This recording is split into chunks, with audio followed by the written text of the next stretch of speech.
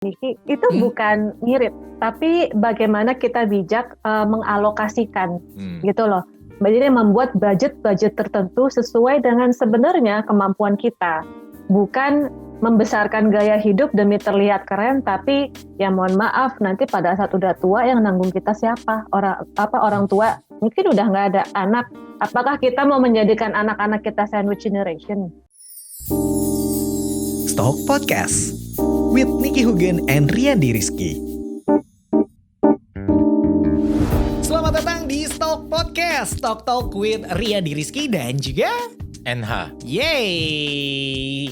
Kalau misalkan kemarin-kemarin kita bahas hanya sekedar investasinya yang berkaitan dengan investasi, Pak. Tapi ternyata kalau misalkan investasi itu kan perlu dikelola juga dengan baik keuangannya. Betul. Alias financial planningnya nih. Harus ya, Pak. Jadi kita mundur lagi nih. Kita mundur dulu. Boleh. Kemarin terlalu ngebut gitu. Iya, karena hari ini kita akan ngobrol-ngobrol barengan sama salah satu financial planner. Ya, ini mungkin buat lo stock friends yang emang butuh banget nih gimana caranya ngelola keuangan, pendapatannya segini, terus pengen diinvestasiinnya berapa. Kayak gitu-gitu lah, nanti kita akan ngobrolin kayak gitu lah ya. Oh iya dong. Betul ya. Iya. Karena sekarang kita sudah terhubung sama Mbak Oni. Ya. Mbak Oni. Kalau di Instagramnya sih ini Mbak Fioni Sofian Ponda. CL. Tapi panggilan akrabnya Mbak Oni. Nama panggungnya Mbak Oni. Nama panggungnya. Baik. Halo Mbak Oni. Oh Mas Yan, Pak Niki. Hai, apa kabar Mbak Oni? Baik. Wah, mudah-mudahan hari ini kita akan ngobrolin banyak tentang financial planning. Tapi sebelumnya kita ucapin terima kasih nih udah mau hadir di Stock Podcast. Ya, saya yang senang malah bisa berbagi, bisa sharing, bisa ngobrol-ngobrol. Iya, karena banyak banget pertanyaan-pertanyaan khususnya dari saya sebagai anak milenial yang emang perlu banyak belajar tentang gimana caranya mengelola keuangan yang sebenarnya juga pendapatannya nggak banyak-banyak amat sih. Tapi kan perlu dikelola ya, karena kan kebiasaan kita khususnya anak milenial itu suka boros, Pak. Kita boros kayak uangnya nggak tahu kemana gitu. Udah uang pas-pasan. Boros lagi. Milenial kan gitu kan. Bener Pak. Iya. Kebanyakan minum kopi. Kurang-kurang minjemnya ke online. Nah itu dia permasalahan utama nih ya. Makanya kita ngobrol sama Mbak Oni sebagai financial planner. Gimana sih seharusnya kita generasi milenial nih mengelola keuangan. Tapi mungkin kalau dari Mbak Oninya sendiri nih, ini pertanyaan awalnya ya itu gimana caranya tuh dari pendapatan yang pas-pasan bisa dikelola sebaik mungkin. Harusnya gimana sih Mbak? Pertama-tama aku mau mengingatkan nih ya, gaji tidak berhubungan dengan kaya, tapi gaya hidup. Jadi sebenarnya yang perlu ditanyain sebelumnya, gaya hidup kita tuh sebenarnya gimana sih gitu loh. Karena ada yang bilang 5 juta sebulan tidak cukup. Ada juga yang bilang 80 juta sebulan gak cukup, Mas.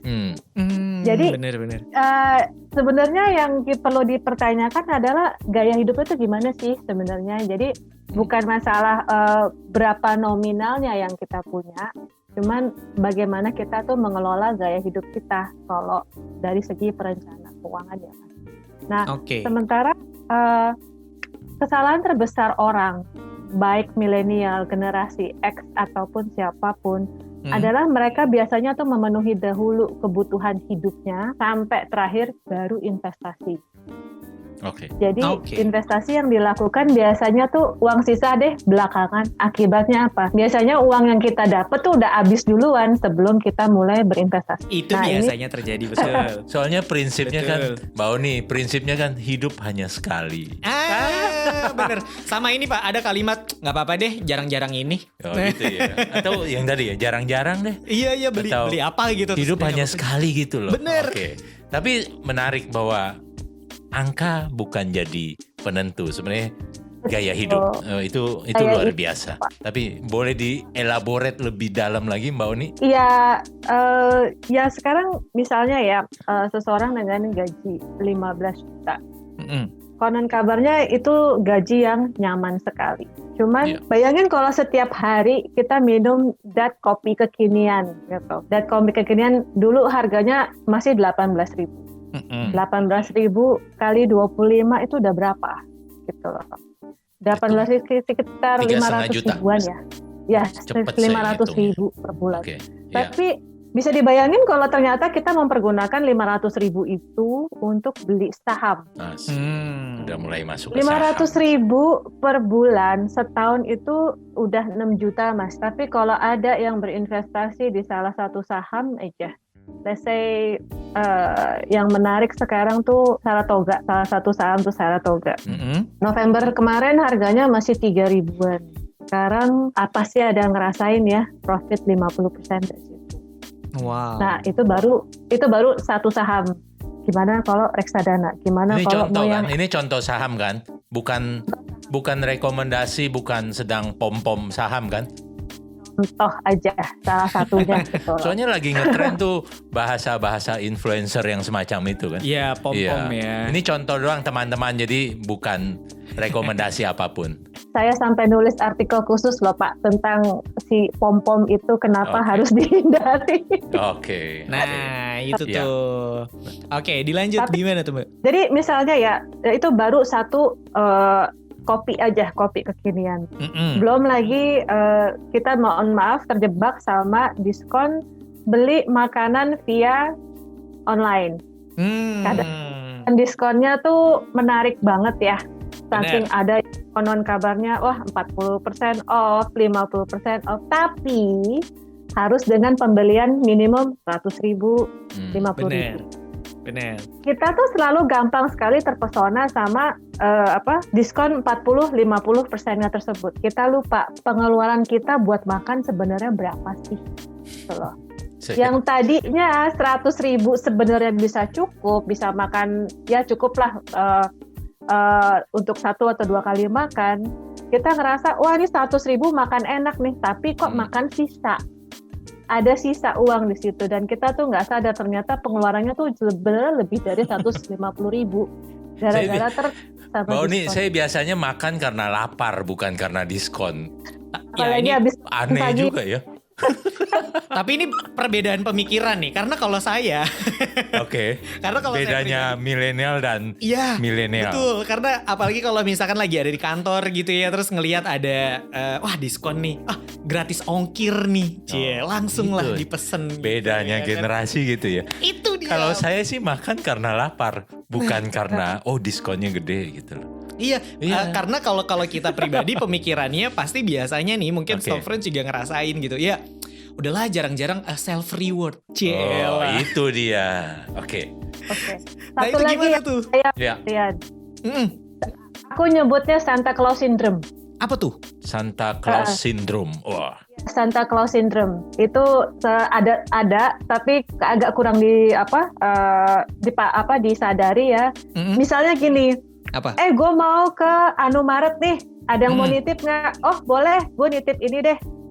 Cuma 5.000, cuma 10.000. Tapi itu setiap hari. Kita tuh nggak sadar 5.000 yang kedengarannya atau terlihatnya sederhana itu sebulan tuh bisa 150.000 loh.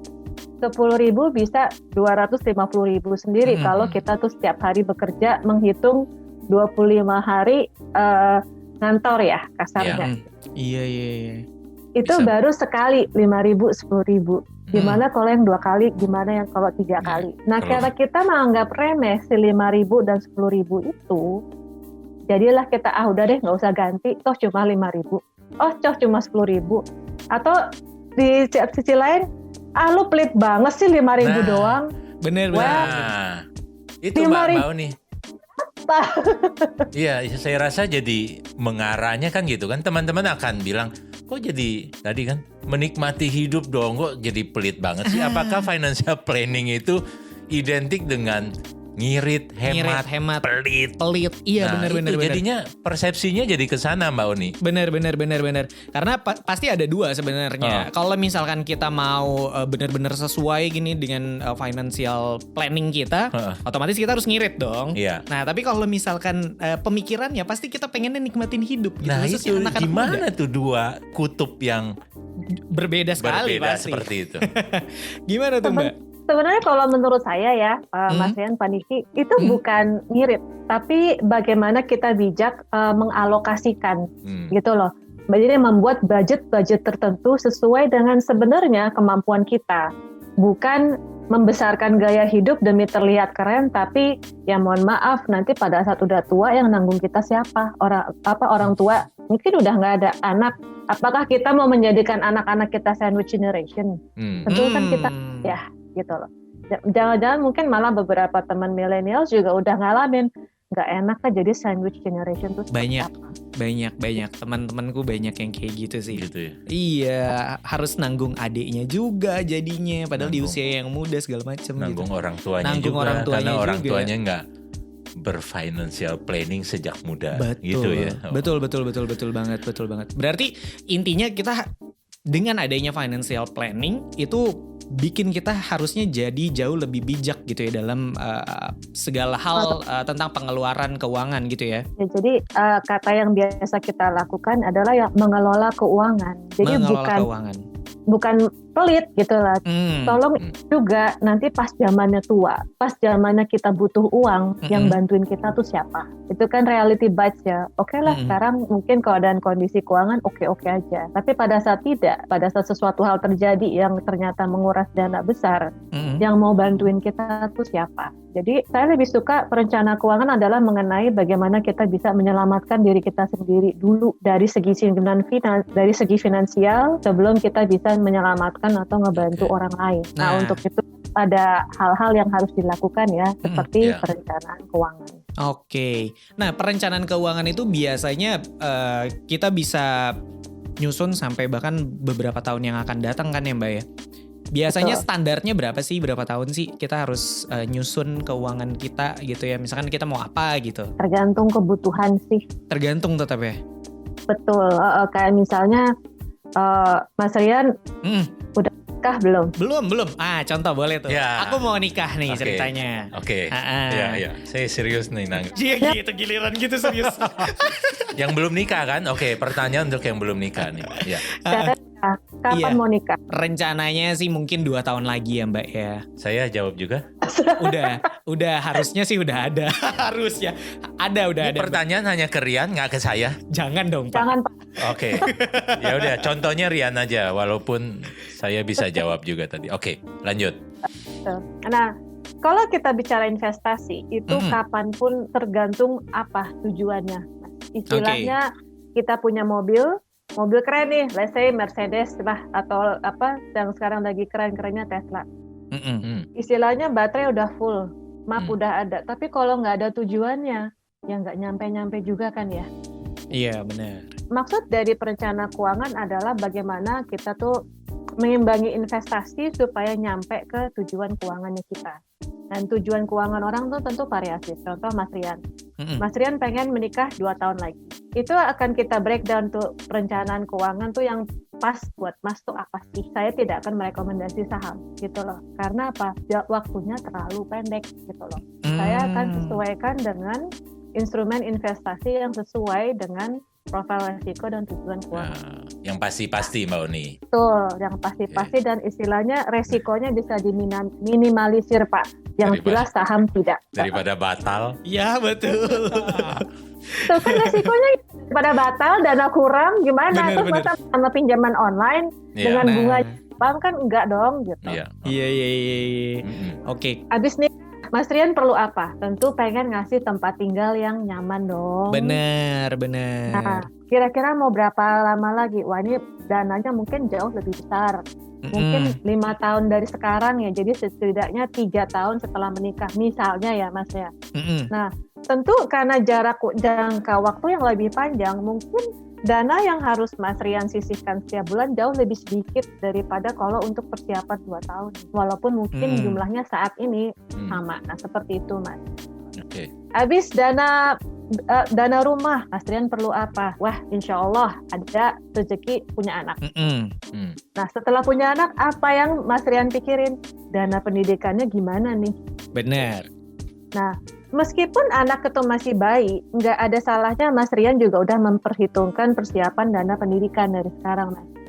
Kenapa? Pendidikan tuh mahal. Dalam artian, contoh, saya kasih contoh anak saya yang perempuan, itu masih SMP. Kalau saya mau nyekolahin dia ke sekolah termahal di Indonesia, misalnya fakultas kedokteran, sekarang saya mesti nyiapin dana 550 juta, Mas. Dan Mas harus tahu, inflasi pendidikan yang paling mahal itu di Indonesia, 20%. Itu silahkan tanya sendiri ke masing-masing universitas atau sekolah, kira-kira setiap tahun naiknya berapa sih? Dan mereka akan ngasih angka tuh yang lumayan bikin kaget, bikin shock, yaitu tertinggi 20%. Wow. Nah, kalau saya tuh ngambil angka tertinggi aja dari angka tertinggi yang ada, pada saat anak saya tuh harus kuliah, saya mesti nyediain at least uang tuh 1,5 miliar. Kalau kan naik kan alisnya, Masih nggak sih? Gitu loh. Masih lanjut kan rencana nikah? Oke, lanjut dulu, biar tambah takut dia. Terus. Biar tambah takut. Itu nakut-nakutin ya, Mas. Tapi gimana kalau saya bilang, Yes. kalau Mas Rian dana pendidikan sekarang, setelah anaknya lahir, ada waktu 17 tahun, Mas Rian cuma perlu nabung 500.000 kok di saham A. Tuh, kecil. Nggak sih dengernya? Murah. Bisa. Exactly. Bisa. Nah, itu yang banyak orang-orang tuh nggak tahu, Mas. Mereka pikir beli saham tuh hanya untuk profit besar, mentang-mentang dalam 2 bulan dapat sekian persen. Iya. Kita ngelihat sahamnya untuk itu, untuk persiapan mau anakku kuliah di Oxford atau di Stanford pun aku nggak tahu. Jadi mau berapa M pun beberapa tahun ke depan, tapi kalau kita mulai dengan sekarang, 500.000 pun per bulan, M-an itu kecil. Ntar pas jadi lagi tetap lanjut kan nikah? Lanjut, Pak. Oke, lanjut nikah. Ntar pas lagi ada beli Tesla tapi anaknya gak jadi kuliah. Mbak Oni, saya mau kembali nih. Tadi di awal Mbak Oni mengatakan angka 15 juta itu nyaman. Bagaimanapun angka itu relatif. Tapi saya mau mengatakan bahwa tidak semua milenial, kita bicara milenial lah, itu selesai kuliah dan mulai bekerja dan bisa langsung dapat 15 juta. Kebanyakan kita itu mungkin gajinya sekarang UMR atau 5 juta, 6 juta lah. Itu yang paling realistis. Bagaimana saya memulai financial planning saya dengan gaji sebesar itu? Iya. Contoh 5 juta deh. 5 juta deh. 5 juta iya. deh. Anggap saya masih belum punya pacar dah. Gitu. Apa yang bisa saya lakukan dengan 5 juta saya? Anak saya aja komplain, gila sekali keluar jalan sama pacar bisa 500.000 sekali. Tuh, iya. Bener. Jadi sederhananya begini ya, Pak sama Mas Rian. Pertama, begitu kita punya pendapatan berapapun, kita langsung bagi 3. Nah ini bagi rumus. 3. Pertama, untuk biaya bulanan kita berapa sih? Itu kan pasti terukur ya. Kedua, untuk dana darurat. Ketiga, untuk investasi. Terserah investasinya mau ditabung biasa atau untuk investasi di reksadana atau saham. Sederhananya seperti itu. Oh, bagi 3-nya nggak mesti rata dong, Mbak Oni? Nggak rata, iya kan? karena Tadi biasanya saya pikir bagi rata. Betul Pak. Biasanya dana bulanan tuh akan mencakup sekitar 30 sampai 60% dari pendapatan kita. Itu angka normalnya, Pak. 5 juta, 50% dah anggap. Berarti 2,5 juta 2,5 untuk juta. dana bulanan. Iya. Bayar kos, Ongkos, makan, ongkos, cukup lah ya 2,5 juta. Ya udah cukup-cukupin. Oke. 3 juta atau 3,5 lah, Pak. Oke, berarti sisa 1,5 juta, Mbak Oni. Sekitar 1,5 juta itu kita bagi lagi. Kita perlunya apa sih? Kita perlu dana darurat atau bisa untuk investasi gitu loh, Pak. Nah, karena dari 1,5 juta tuh baiknya gimana alokasinya? alokasinya itu sebagai dana darurat atau investasi. Nah, Berapa? yang mana duluan nih? Yang Yang mana? urgent. Oh, yang urgentnya. Yang urgent. Berarti kalau misalkan saya, yaudah saya mending investasiin semuanya, itu nggak masalah ya. Nggak Tapi nggak masalah. punya dana darurat Mbak Oni. Betul. Tapi kalau mau diinvestasiin semua, saya akan tanya balik dulu. Udah punya BPJS sama asuransi belum?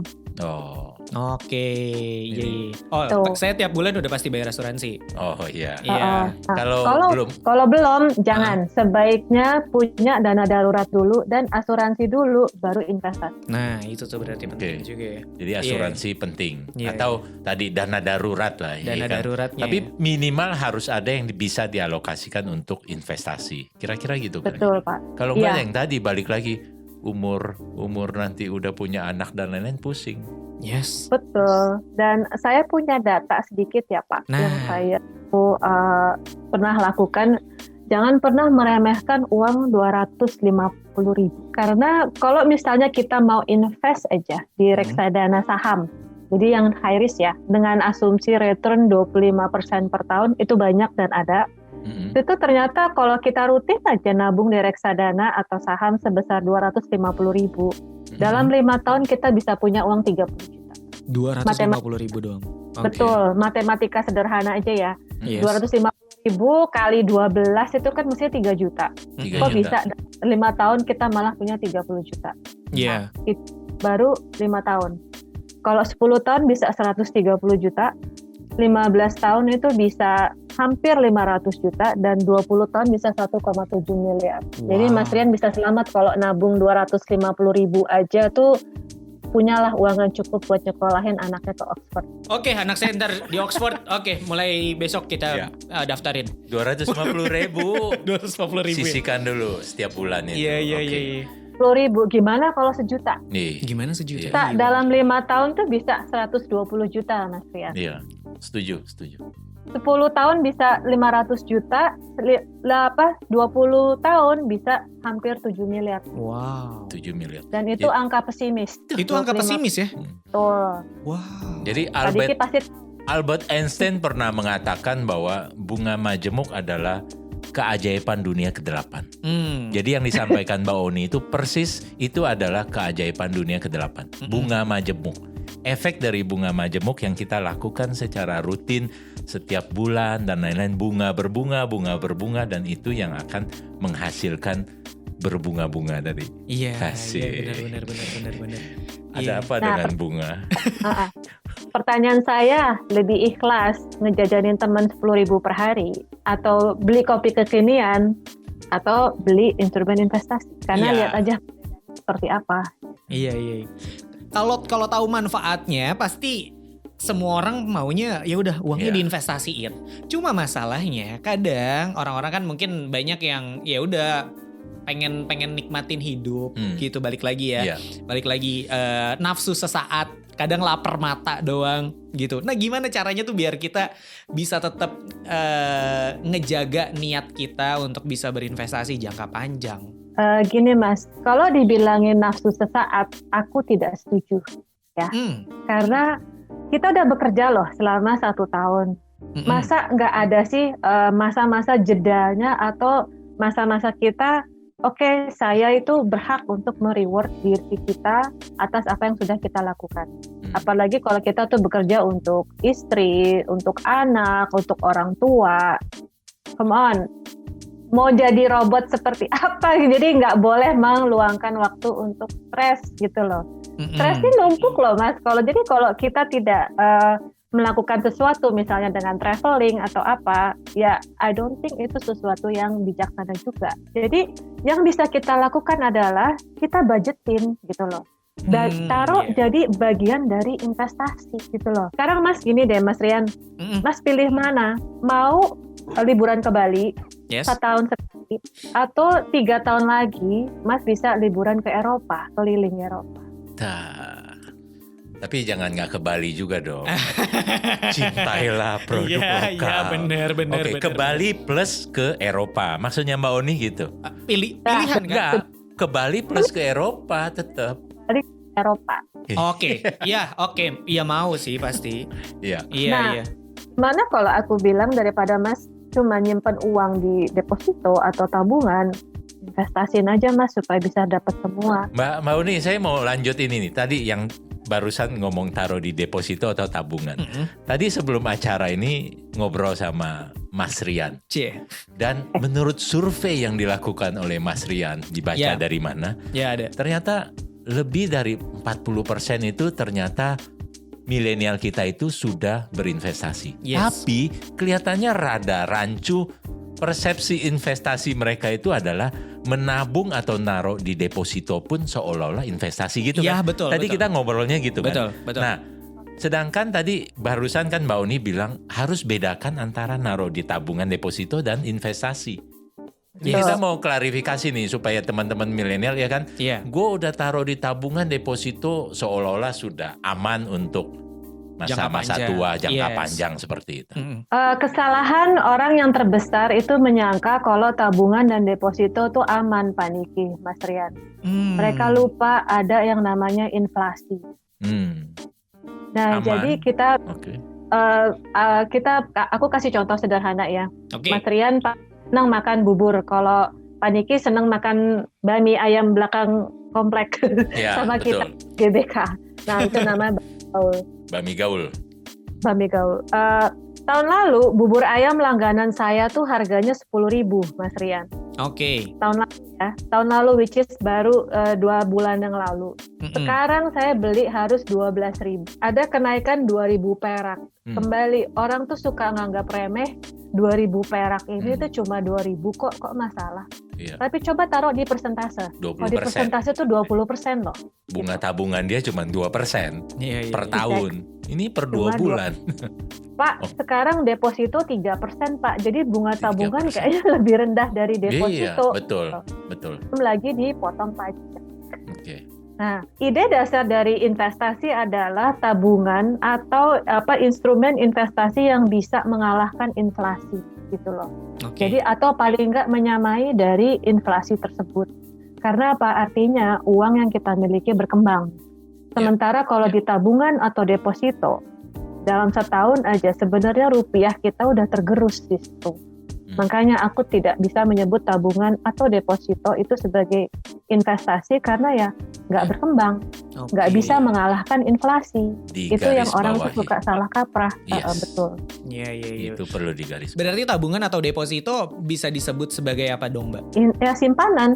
Simpanan aja ya. Simpanan ya, bukan simpenan teman-teman, simpanan. Saya ulangi. Simpanan ya. Ya, simpanan yang sifatnya buat dana darurat tadi kan, Mbak Oni. Dana darurat jangan kita pakai untuk investasi, itu salah kaprah. Taruh itu di tabungan atau deposito karena itu dana darurat. Tapi dana untuk investasi itu yang kita taruh jangan di instrumen darurat seperti deposito dan tabungan. Gitu. Iya. Mulai pinter saya nih. Jadi istilahnya tabungan dan deposito adalah untuk dana yang bisa sewaktu-waktu kita ambil. Jangka pendek sekali gitu loh. Mungkin 1 tahun, 2 tahun masih oke. Tapi kita tahu dana itu ada dan sifatnya liquid. Nah, dana darurat harus begitu, sifatnya tuh liquid. Lain dengan investasi. Makanya saya tanya sama Mas Rian, tergantung waktu. Jangka waktunya berapa lama, baru kita sesuaikan instrumen investasinya itu apa, supaya jangan sampai nggak nyampe tujuan keuangannya Mas Rian. Balik lagi berarti disesuaikan dulu tujuannya apa, nanti kita mau taruh di mana nih uangnya, gitu ya? Gitu betul. Kayaknya sih saya udah tercerahkan. Iya, saya juga udah tergambarkan nih. Bener. Tercerahkan. Jadi mungkin buat stock friends yang ngerasa kalau selama ini ya udahlah gue nabung aja lah gitu. Salah juga. Iya. Salah juga, nabung itu untuk dana darurat. Dana darurat aja. Jadi tadi mensarikan yang disampaikan oleh Mbak Oni kan ya. Tadi gaji 15 juta atau bahkan 5 juta 5 juta, pun Pak. kita masih bisa lakukan financial planning. 2,5 juta, 3 juta, 3,5 juta untuk sehari-hari. 1,5 juta kita alokasi untuk darurat dan untuk investasi. Boleh. Aman. Masa depan aman. Bener. Rencana nikah 2,5 tahun lagi? Bisa. Aman nih Pak. Aman. Oke, siap. Oke. Siap. Yes. Nih kalau pasangan saya denger kayak seneng nih Pak. Oh, pasangan saya dengar juga seneng. Wah.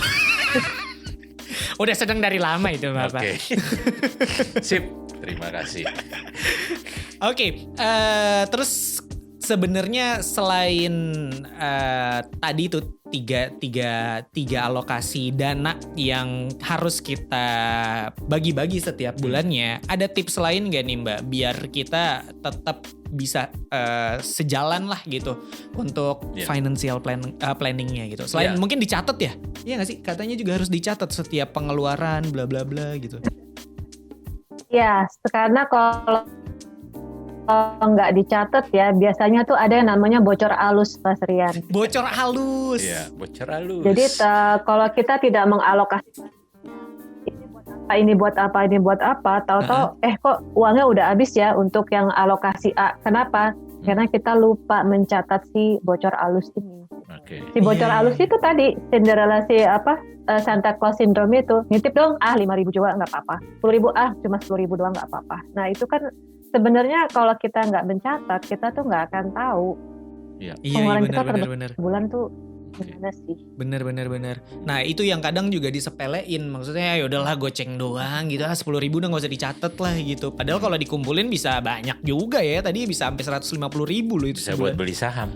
Iya. Lumayan. Ada rekening, beli reksadana saham. Wah. Iya. Selain itu ada apa lagi Mbak? Biasanya sih matematika sederhananya ya Mas Rian. Kalau begitu uang datang atau kita punya penghasilan, pertama langsung alokasiin untuk sedekah atau perpuluhan. Kedua langsung alokasiin untuk investasi atau dana darurat. Sisanya mau habisin silahkan. Gitu. Jadi kita mau mengalokasikannya gimana? Karena apa?